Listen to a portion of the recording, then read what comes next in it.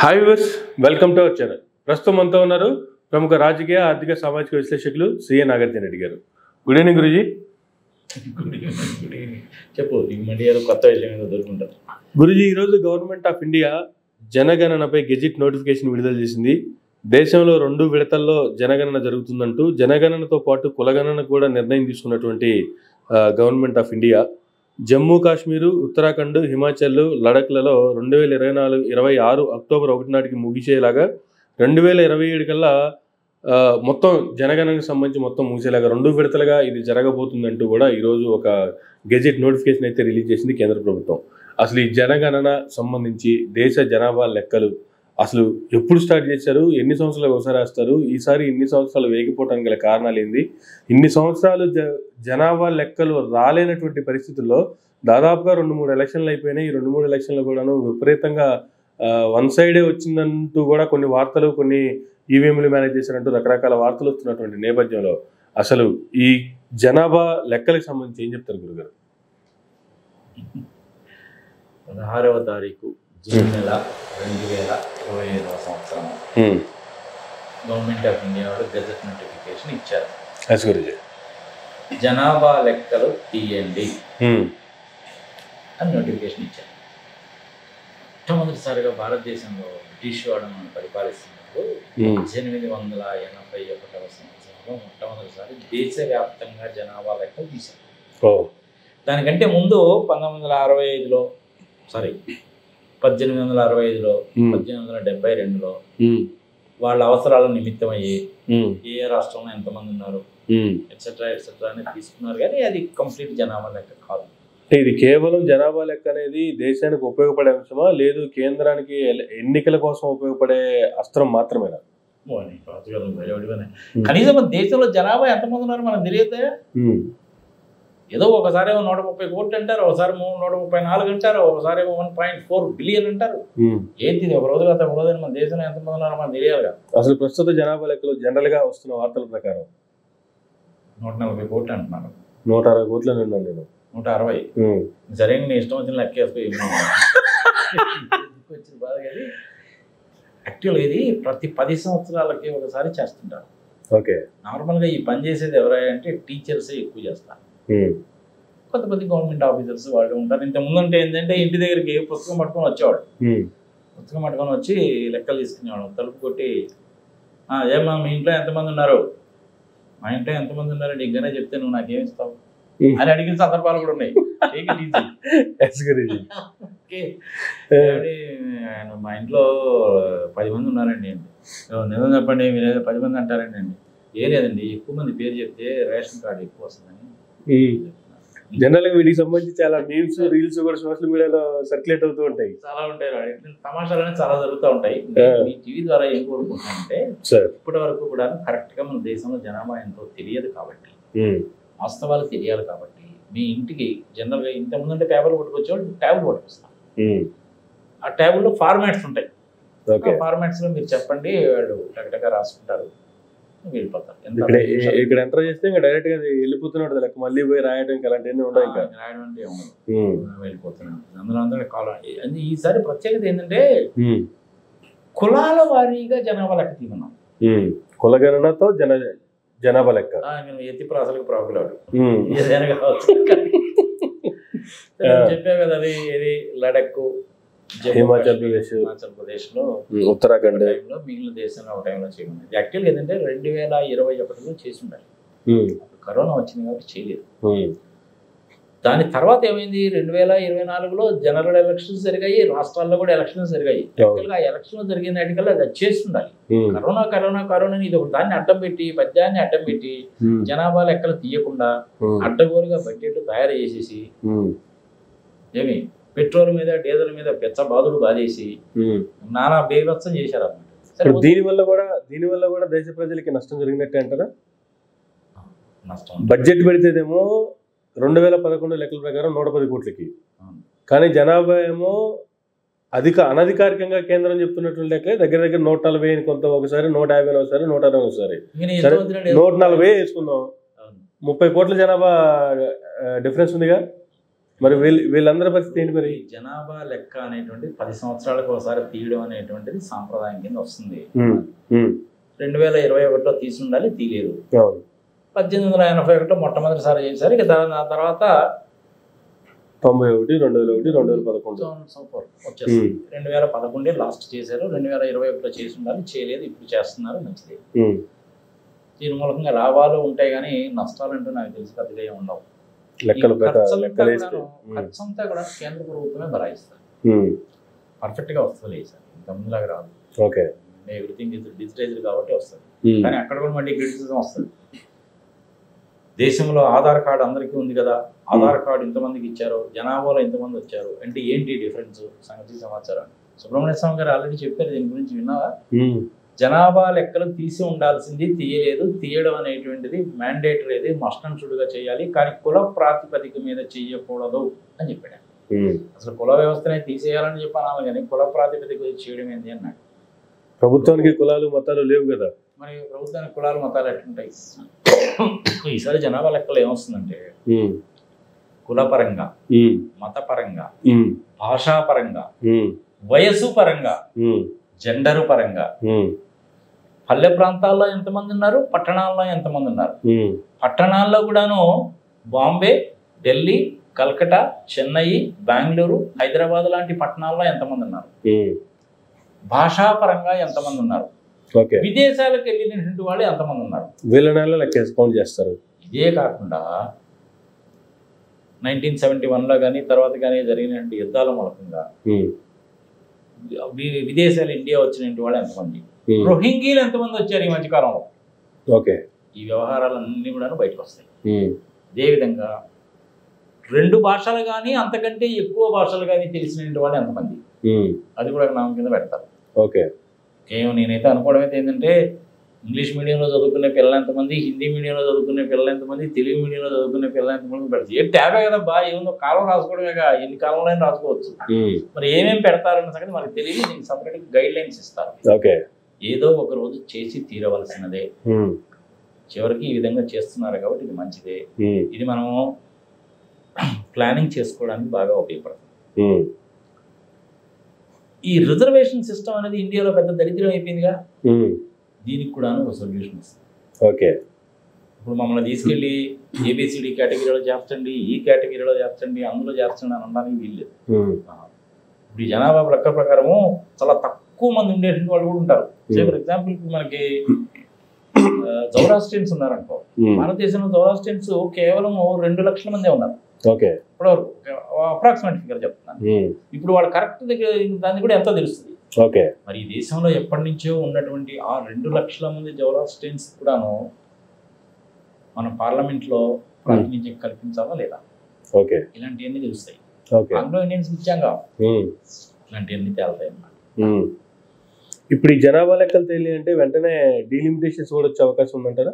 ఆ డీలిమిటేషన్ చేయడానికి కోసం అని చెప్పి జనాభా లెక్కలు మస్ట్ అండ్ షుడ్గా చేయాల్సి వచ్చింది. ఎందుకంటే డీలిమిటేషన్ అనేది 2026లో డీలిమిటేషన్లో ఎంపీ సీట్లు పెరుగుతాయి. ఇప్పుడు ఉన్నటువంటి 543 కాదు, అది ఇంచుమించుగా 750 సీట్ల దాకా పోతుంది. ఉత్తరప్రదేశ్లో ఇప్పటి వరకు ఉన్నది 80 సీట్లే. డీలిమిటేషన్ కనుక ఏంటంటే ఆ సీట్లు అనేటువంటిది 140కో పోద్ది. ఆంధ్రప్రదేశ్లో ఇప్పటి వరకు ఉన్నది 25, అది 35కో పోద్ది. కానీ ఉత్తర భారతదేశంలో ఎంపీ సీట్లు పెరుగుతాయి, దక్షిణ భారతదేశంలో తగ్గుతాయి. కారణం ఏంటో తెలుసా? 1971లో ఇందిరాగాంధీ గారు చిన్న కుటుంబము చింతన లేని కుటుంబము అనే ఒక స్లోగన్ తోటి ఈ ఫ్యామిలీ ప్లానింగ్ ని బాగా ఇంప్లిమెంట్ చేశారు.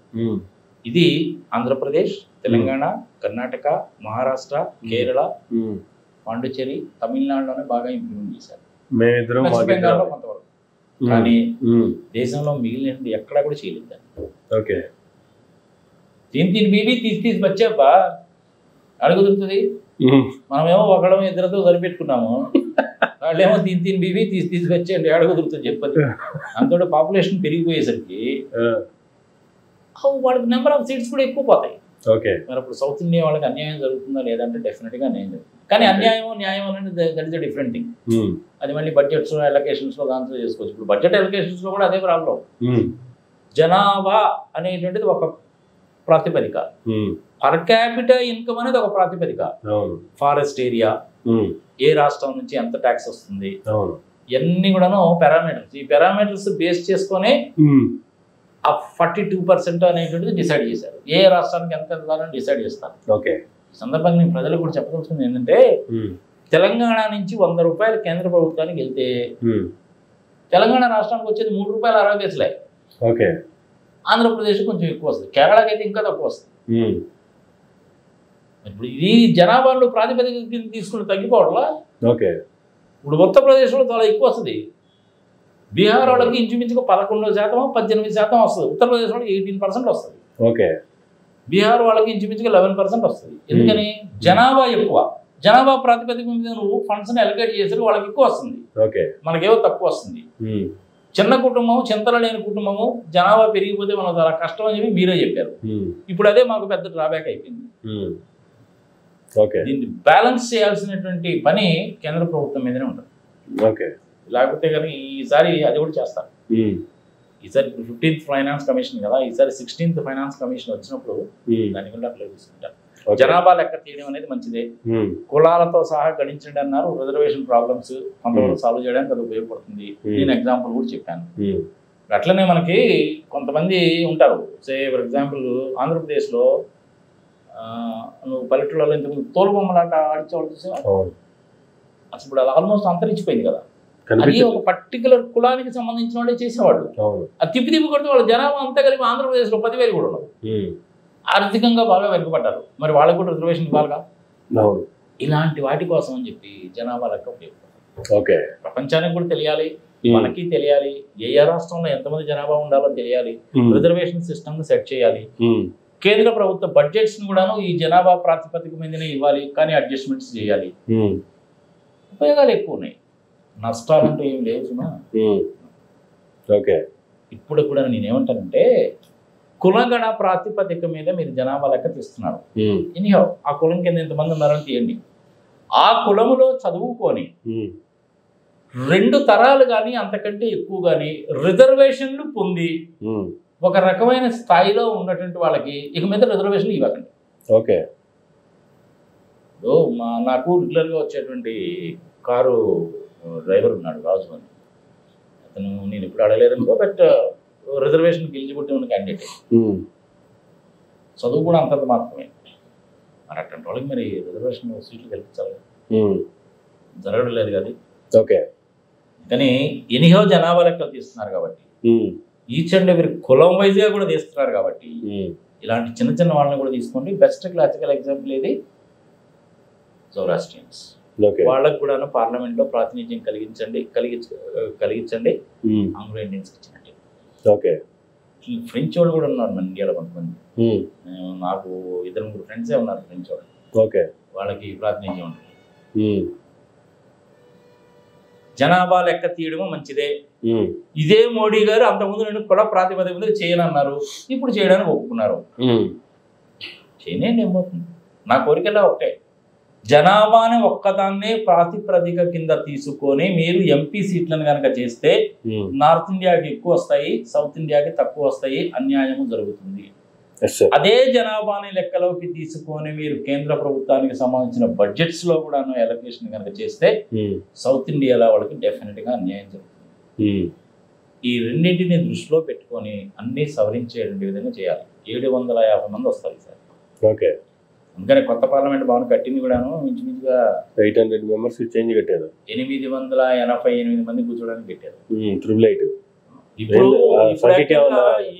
ఈ పార్లమెంట్ లో మెంబర్స్ కనుక పెరిగితే ఇప్పుడున్న 250 మంది రాజ్యసభ మెంబర్లు కూడా పెరుగుతారు. అంతే కదా, ఆటోమేటిక్ గా. అంతే కదా, అందరికి సీట్లు కూడా ప్రొవైడ్ చేయాల్సిందే. ఆంధ్రప్రదేశ్లో కూడాను జనాభా లెక్కలు తీసి ఆ డీలిమిటేషన్ కనుక చేస్తే 225 మంది ఎమ్మెల్యే సీట్స్ వస్తాయి. 31, 32 ఎంపీ సీట్స్ వస్తాయి. ఐ థింక్ 35 దాకా వస్తాయి. పాపులేషన్ అంతా ఎప్పుడు కూడా కరెక్ట్ తెలియదు కదా. రాష్ట్రాల్లో ఎలక్షన్ జరిగినప్పుడు ఏంటంటే టెంపరీగా ఏదో తీశారు. లాస్ట్ టైం మన ఆంధ్రప్రదేశ్లోనూ తెలంగాణలో ఎలక్షన్ జరిగినప్పుడు టెంపరీగా ఏంటంటే ఏదో 5,23,00,000 మంది, అందులో 4,04 మంది తెలంగాణ, 4 కోట్ల మంది పురుషులు ఎట్సెట్రా చెప్పారని. కానీ అది ఓన్లీ టెంపరీ. కేసీఆర్ 1 డేలో చేశాడు కదా అవును. తెలంగాణలో లెక్కంతా. మరి ఇదేంది మోడీ గారు 8 సంవత్సరాలు గుర్తులేదు నేను. ఆయనకి రేపు 2026 కల్లా 75 సంవత్సరాలు నిండిపోతున్నాయి. సరే, అంతకుముందేమో 75 సంవత్సరాలు దాటినటువంటి వాళ్ళకి రాజకీయాల్లో ఉండకూడదని చెప్పి ఎల్కే అద్వానీని ప్రెసిడెంట్ కావాల్సిన దాన్ని తీసి పక్కన పెట్టాడు. శ్రీధర్ అని చెప్పి ఒక ఆయన మటుకు 84 ఏళ్ళు అయినా కానీ ఎంపీ సీట్ ఇచ్చారు. వాళ్ళ ఇష్టమే, ఏమైనా చేస్తారు. గట్టి మాట్లాడబోయారు. చంద్రబాబు నాయుడు గారికి కూడా మొన్న 75 వచ్చాయి కదా సార్. అది బీజేపీ వాళ్ళ పాలసీ, టీడీపీ వాళ్ళ పాలసీ కాదుగా. ఓకే. సో ఫైనల్గా చెప్పదలుచుకుంది ఏంటంటే, ఇప్పటికైనా సరే జనాభా లెక్కలు తీస్తున్నారు. కుల ప్రాతిపదిక తీయడం అనేది కొంతవరకు మంచిదే. అడగారిపోయిన వర్గాల జనాభా ఎంత ఉంటుందో వాళ్ళకి సరైనటువంటి న్యాయం చేయవలసిన బాధ్యత కూడా ప్రభుత్వం మీద ఉంటుంది. 2 జనరేషన్స్ కానీ అంతకంటే ఎక్కువ కానీ ఈ రిజర్వేషన్స్ ద్వారా వచ్చినటువంటి మాల, మాదిగ, ఎరుకల, చుంచెరుకర, అట్లనే కొండరెడ్లని, వాళ్ళని, వీళ్ళని, పాడు, పచ్చిమిత్ర, పెండా కూడా చాలా మంది ఉంటారు. 2 జనరేషన్ల కంటే ఎక్కువైన వాళ్ళకి రిజర్వేషన్ లిస్టులో నుంచి తీసేసి లేనటువంటి వాళ్ళని ఇంక్లూడ్ కనుక చేస్తే సామాజిక న్యాయం జరిగినట్లు లెక్క. Okay. Let us hope the best. దీని తర్వాత ఏంటి సార్ పరిస్థితి? ఫస్ట్ కులగణనతో కూడినటువంటి జనాభా లెక్కలు, ఆ తర్వాత డీలిమిటేషన్, ఆ తర్వాత జమిలీ ఎలక్షన్ సార్ పెట్టడు మోడీ గారు. పెట్టడు. ఎందుకని? 2029 దాకా ఉంటాడు. అసలు ఎంత తడబడి చేసేది ముందు జమిలీ కోసమనే కదా. ఏదో ఒక రోజు అయితే జనాభా లెక్కలు అయితే తీయాలి కదా. ఇప్పటికే ప్రజలు ఎక్కువ అయిపోయింది. మీరు ఏంటి జనాభా లెక్కలు ఎందుకు తీయలేదంటే, నిన్న మొన్న దాకా ఏంటంటే కరోనా కరోనా కరోనా అన్నారు, కుదరలేదు. ఏదో ఒక రోజు తీయాల్సిందే, 100% రైట్. కానీ ఇప్పుడే తీయడానికి గల కారణాలు ఏంటి అంటే, మీరు అన్నట్లు ఆయనకి 70 సంవత్సరాలు నిండిపోతున్నాయి. ఆయన 70 అవ్వగానే నెక్స్ట్ జనాభా లెక్కలు వేసేసి, ఆ తర్వాత డీలిమిటేషన్ చేసేసి, సీట్లు పెరిగిన తర్వాత మీరు అన్నట్లు సౌత్లో తక్కువ వస్తే నార్త్లో ఎక్కువ వస్తాయి. ఈ ప్రకారం ఇప్పుడు వాళ్ళకు ఉన్న బలంతో చూసుకుంటే నార్త్లో ఎక్కువ వాళ్ళకి బలం ఉంది. సో ఈ 4వ సారి కూడా గెలిచి మరలా బీజేపీని అధికారంలోకి తీసుకొచ్చి అప్పుడు ప్రధానమంత్రిగా మోడీ గారు తప్పుకోవాలనేటువంటిది నాకున్న సమాచారం. ఆయన ఎందుకు తప్పుకుంటాడు? తప్పు కూడా ఆయన ఎందుకు తప్పుకుంటాడు? ఆయన తప్పుకునే అంటే ఆయన తప్పుకునేది లేదు. ఆంధ్రప్రదేశ్ చంద్రబాబు నాయుడు కాదు, మూవీలో డైలాగ్ చెప్పినట్టు ట్రెండ్ ఫాలో ట్రెండ్ సెట్ చేస్తా వస్తారు. కానీ జాగ్రత్త పడాల్సిన విషయం ఏంటంటే, నెంబర్ ఆఫ్ ఎంపీ సీట్స్ పెరుగుతాయి, నార్త్ ఇండియాలో పెరుగుతాయి, సౌత్ ఇండియాలో తగ్గుతాయి. ఇప్పుడు 1971లో తీసుకొచ్చినటువంటి చిన్న కుటుంబం, చింతలు లేని కుటుంబం పాలసీ మూలకంగా ఇప్పుడు మీరు చెప్పినటువంటి దాన్ని నేను అమలు జరిపి చేయడం మూలకంగా ఇప్పుడు నష్టపోతున్నాం అయిపోయింది. ఓకే. దీన్ని మోడీ గారు కాంపెన్సేట్ చేయాలి. ఏదో దానికి ఏం లేదు. జనాభా ప్రాతిపదిక 50% అనడానికి బదులు జనాభా ప్రాతిపదిక మీద ఓన్లీ 35% అని పెట్టండి. ఇన్కమ్ ట్యాక్స్ అనేటువంటిది తెలంగాణ, ఆంధ్రప్రదేశ్ నుంచి ఎంత పోతుందో చూడండి, అది 25% పెట్టండి. అప్పుడు కాంపెన్సేట్. ఓకే. కానీ ఆ రకమైనటువంటి న్యాయం చేసే పరిస్థితుల్లో కావచ్చు, లేదు చిన్న రాష్ట్రాలకి, లేదు సౌత్ ఇండియాకి నష్టం జరుగుతుంది, దీన్ని కాంపెన్సేషన్ చేయాలనేటువంటి ఆలోచన చేసే ఇది వాళ్ళ దగ్గర ఉందంటారా? అంటే మొన్న 240 మాత్రమే వచ్చిన దెబ్బకి మోడీ గారికి కొంతవరకు జ్ఞానోదయం అయిందంటారా? జ్ఞానోదయం అంటే ఏదో సమయం చెప్తారు, వచ్చావు అశోకుడి గారికి బోధ చెట్టు కింద కూర్చుని జ్ఞానోదయం అయిందన్నట్టు మోడీ గారికి కూడా అంత జ్ఞానోదయం కలిగింది. ఓకే. కానీ అది చేయాలబ్బా, ఈ సామాజిక న్యాయం చేయాలి కదా, అన్ని రాష్ట్రాలకు న్యాయం చేయాలిగా. జమ్మూ కాశ్మీర్ అనేటువంటి వాడు ఎప్పటి నుంచో ఈ టెర్రరిజం తోటి బాగా ఇబ్బంది పడుతున్నారు. వాళ్ళకి ₹1 ఎక్కువ ఇచ్చినా తప్పలేదు. అలాగే ఈశాన్య రాష్ట్రాలు 7 సిస్టర్స్ ఎవరైతే ఉన్నారో, పెద్ద పెద్ద రోడ్లు లేవు, బిహెచ్ఏ లాంటి ఇండస్ట్రీస్ పెట్టలేవు అక్కడ. అలాంటి వాళ్ళకు కూడా ₹1 ఎక్కువ ఇచ్చినా తప్పలేదు. ఇలాంటి వరకు బాగానే ఉంటాయి. ఓకే. జౌరాస్ట్రియన్స్ లాంటి వాళ్ళకి కూడాను పార్లమెంట్లో 1 2 మెంబర్షిప్ కనుక ఇచ్చినట్లయితే రాజ్యసభలో కానీ దీంట్లో కానీ బాగానే ఉంటుంది. ఇది సామాజిక న్యాయం అంటే. కులాల పరంగా చేసే జనాభా లెక్క తీసుకున్నారు కాబట్టి ఓకే. 2 తరాలు కానీ అంతకంటే ఎక్కువ తరాలు కానీ రిజర్వేషన్ తీసుకున్న వాళ్ళని ఓపెన్ కేటగిరీలో తీసుకొచ్చేయండి. ఇంకా వాళ్ళకి రిజర్వేషన్ ఎందుకు? అనవసరం కదా. ఇలాంటి అడ్జస్ట్మెంట్స్ కనుక చేస్తే then it is okay. Okay. లేకపోతే మనకు సౌత్ ఇండియాలో వాళ్ళు చాలా నష్టపోతారు. అది చివరికి ఎంత దూరం దారి చేస్తుందంటే, భారతదేశం 2 భాగాల కింద విడిపోయే ప్రాతిపదిక వస్తుంది. ఇప్పటికే ప్రపంచం గతంలో తెలంగాణ, ఆంధ్ర విడిపోయినప్పుడు చూసాము, ఆంధ్రాకి ఎటువంటి న్యాయం చేస్తున్నారు. కాంగ్రెస్ 10 సంవత్సరాలు 5 సంవత్సరాలు కాదు, మేము 10 సంవత్సరాలు ఇస్తామని 10 సంవత్సరాలు కూడా మీకు సరిపోదు అని చెప్పి 2014 ఎలక్షన్స్ ముందు మన ఆంధ్రప్రదేశ్ రాష్ట్రంలో తిరుమల సాక్షిగా భారీ బహిరంగ సభ పెట్టి 15 సంవత్సరాలు ఇస్తాం మేము అధికారంలోకి వస్తాయని చెప్పి, అదే మేము ఎలక్షన్ లో పెట్టేది చాలా చెప్తామండి, చెప్పినది చేస్తావా ఏంటి? ఇది కూడా అలాంటివే కదా మరి, ఇది కూడా అంతే అటనే చేస్తారు. నేనేమంటున్నానంటే చార్టర్డ్ అకౌంటెంట్ గా కాస్త ఎకనామిక్స్ తెలిసిన వాడుగా 50% జనాభా తీసుకోవడానికి బదులు 35% తీసుకో, 10% ఇన్కమ్ ట్యాక్స్ ఏ రాష్ట్రం నుంచి పోతుందో తీసుకోవడానికి బదులు 25% తీసుకో. ఇట్లాంటి అడ్జస్ట్మెంట్స్ అనేది చేసుకోవచ్చు పారామీటర్స్ లో. ఈ జనాభా లెక్కలు అయిపోయేసరికి నెక్స్ట్ వచ్చేది 16th ఫైనాన్స్ కమిషన్ వస్తుంది. 16th ఫైనాన్స్ కమిషన్ ఇలాంటివన్నీ చేసుకోవచ్చు. ఇలాగనే చేస్తే న్యాయబద్ధంగా ధర్మబద్ధంగా ఉంటుంది, నీకు ఎక్కడా ప్రాబ్లం రాదు. లేకపోతే south India north India feeling కనుక వచ్చిందంటే ప్రపంచంలో చాలా దేశాలు ఇండియాని మొక్కల కింద చేసి తలా మొక్క తీసుకుందాం అని చెప్పి కోరిక నక్కలా కాచుకుతున్నారు. అదే జరుగుతుంది. జరగడం అవసరం అంటావా? అంత అవసరం లేదు కదా. ఏం చేసినా లాభాలు నష్టాలు మనం చూసుకోవాలి. కానీ వాడెవడు ఏదైనా కుట్టుకోవచ్చా? తెలంగాణ వాళ్ళకి ఎక్కువ, ఆంధ్రప్రదేశ్ లో ఒక 10 రూపాయలు తక్కువ. కృష్ణా నదిలో వాటర్ 811 టీఎంసీలో, తెలంగాణ వాళ్ళకి ఒక 10 టీఎంసీలు ఎక్కువ, ఆంధ్రాలకు 10 టీఎంసీలు తక్కువ. నువ్వు నేను కొట్టుకుంటాం, అడ్జస్ట్ అవుతావు. కానీ విదేశీయులకు గనక అవకాశం కనుక ఇస్తే తెచ్చుకున్న స్వాతంత్రం రెండు ముక్కలు కాదు, దేశం 2 ముక్కలు కాదు, దేశంలో ఇంకా కుక్కలు చింపిన విస్తరైపోద్ది. అంతేగా మరి. ఆ పరిస్థితి రాకూడదు. ఆ పరిస్థితి రాకూడదు అంటే ఏం చేయాలంటే ఈ జనాభా లెక్కల్లో కుల ప్రాతిపదిక మీద తీసుకున్నారు కాబట్టి సామాజిక న్యాయం చేసి రాబోయే 16th ఫైనాన్స్ కమిషన్ లో వీటన్నిటికి కూడా ప్రయారిటీ ఇచ్చుకునేటట్టు ఉండాలి.